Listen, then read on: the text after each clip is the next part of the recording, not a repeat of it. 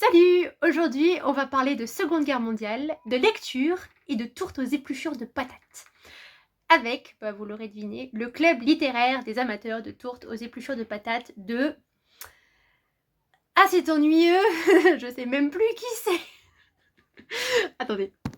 Ça y est, je les ai retrouvés. C'est écrit par Marianne Sheffer et Annie Barrows. L'histoire se déroule donc à la fin de la Seconde Guerre mondiale dans une Londres bombardée et un peu traumatisée en fait par les affres de la guerre.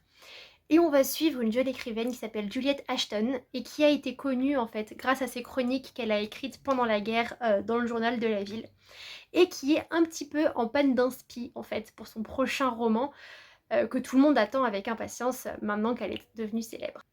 Et par un concours de circonstances assez improbable, elle va se retrouver à échanger des lettres avec les personnes qui habitent la petite ville de Guernesey.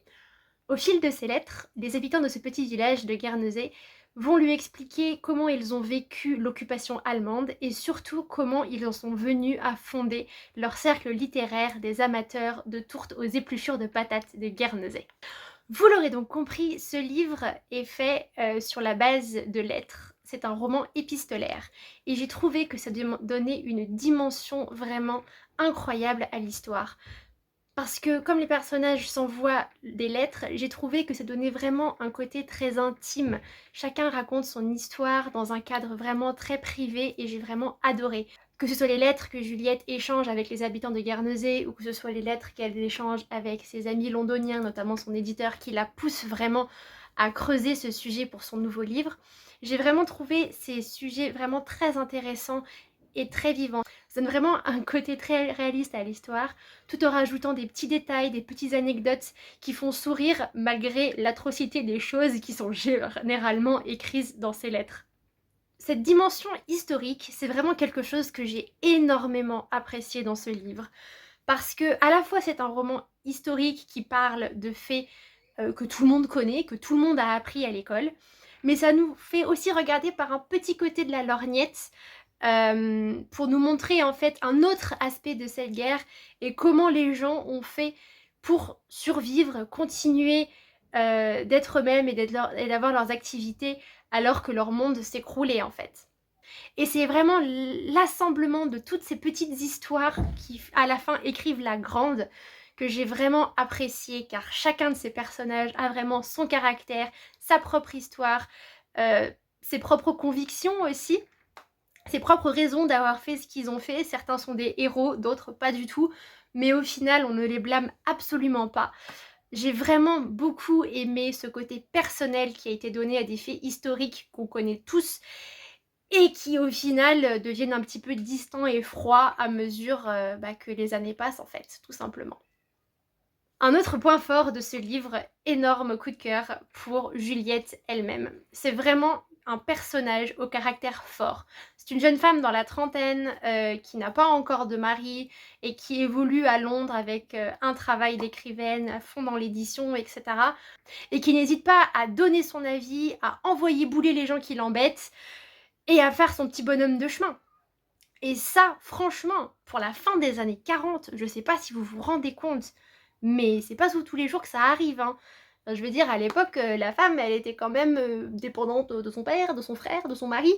Mais ouvrir un compte en banque, c'est un peu compliqué encore, hein. C'est vraiment les années à peu près où les femmes, quand même, notamment les suffragettes à Londres, se battaient pour avoir le droit de vote. Donc vraiment, la force de caractère de Juliette, son indépendance surtout, ça c'est vraiment très très important, m'ont beaucoup intéressée et ont fait que cette lecture était vraiment très très agréable. Alors je sais pas du coup si ça colle vraiment avec le contexte historique ou pas, si c'était possible qu'à cette époque-là, une femme puisse ne pas vraiment avoir d'un mari ni d'enfant et puisse continuer à avoir sa carrière comme ça. Mais franchement, ça donne vraiment une bouffée d'air à ce livre. D'ailleurs, tous les autres personnages sont aussi hauts en couleur. On va le découvrir au fur et à mesure des lettres. Chacun a fait sa part pendant la guerre et chacun aussi participe à la reconstruction du pays quand les hostilités sont terminées.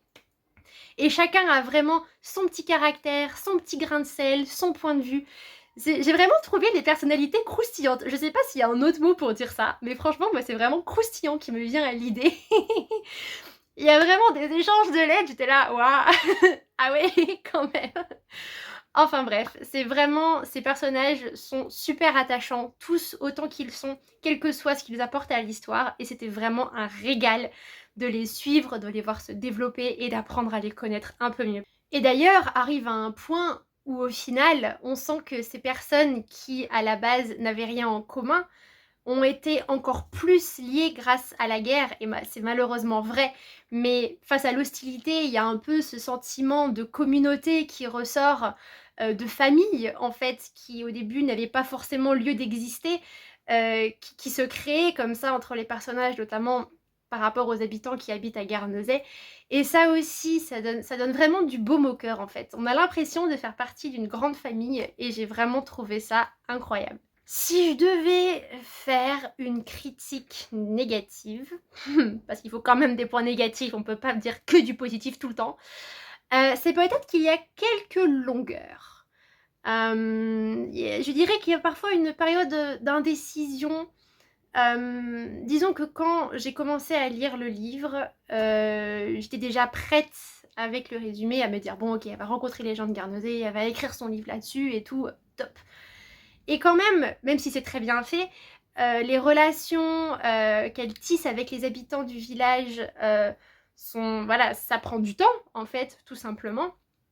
Et ce temps-là est nécessaire à l'histoire, mais quand on commence, comme moi, avec dans l'idée que de toute façon, elle va écrire son livre sur les habitants de Guernesey, ça peut traîner un petit peu en longueur. Enfin, moi, des fois, j'étais là, bon, quand est-ce que tu... est-ce que tu passes à la vitesse supérieure? Tu vois bien que c'est un bon sujet, non?